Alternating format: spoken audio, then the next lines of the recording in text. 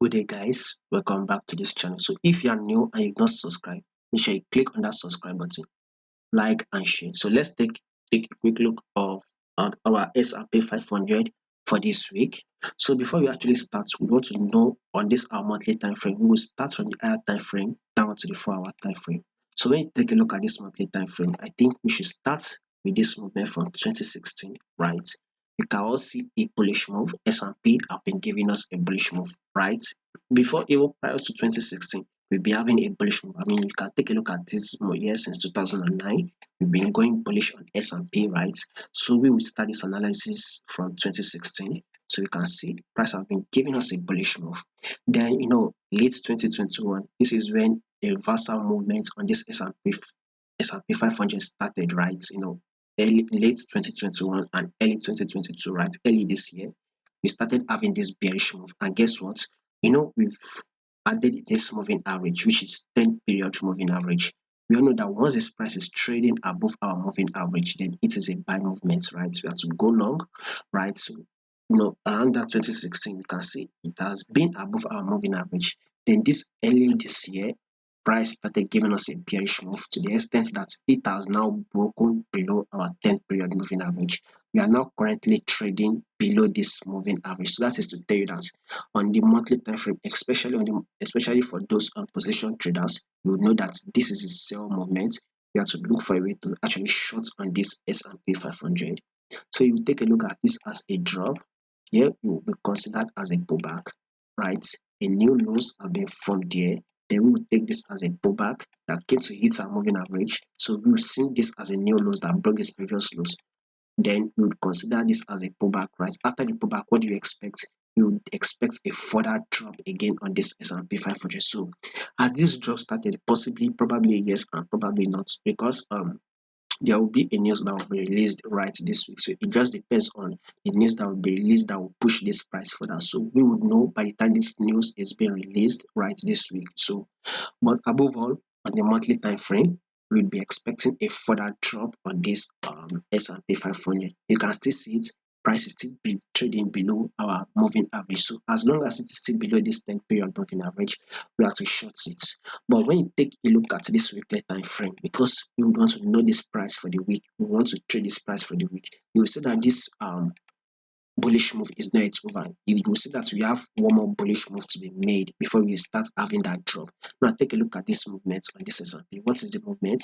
Clearly you can see that this is a bullish move. So when you take a look at this as an impulse move, you consider this as a pullback. Then here comes a new highs impulse move. And guess what we've got in here? A pullback. After this pullback, we'll be expecting another highs before we start seeing that drop on S&P 500. Now, the reason why we'll be taking this as an highs here, right, is because price has reacted to this level previously.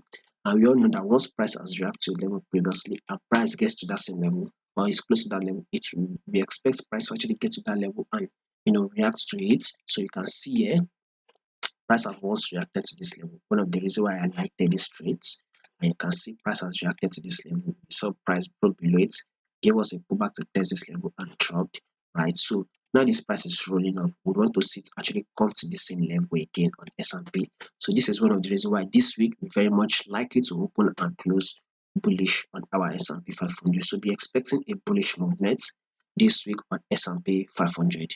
And you can take a look at this moving average. You can see the price is trading above our moving average.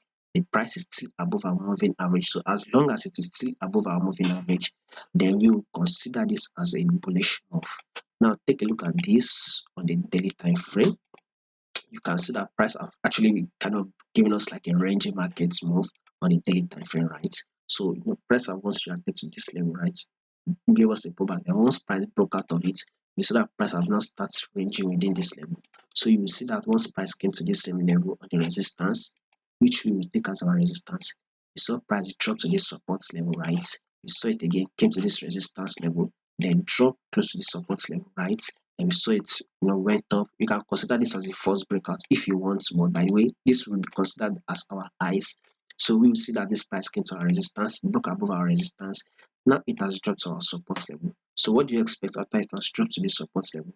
Of course, we expect it to actually go up again to hit this our resistance level. Except this price actually breaks below, then we can consider this trend a downward movement. But I don't think we'll be having that movement this week. So now that we are in our support, we want to see this movement go straight to our resistance level. Once it hits our resistance level, possibly break above it. And if it does not, then we'll see it drop further down to our support level. Or let's see it first of all take out our resistance level, which is at a level of 4,000, right? 4,220, 4,028, right? So we want to see it get to a level of 4,028.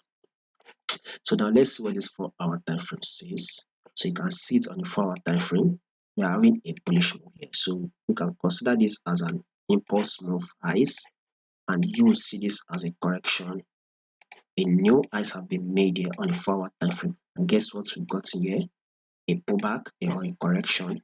Now we are expecting a new highs that will break this previous high. So by this week, we should see this S&P 500 go bullish to take out this our resistance level, which is about 4,028. Maybe if price continues to go bullish, then we'll go with it. And if price continues to drop, then we have no other option that to go with it. But first of all, we want to see take out a level of 4,028 this week.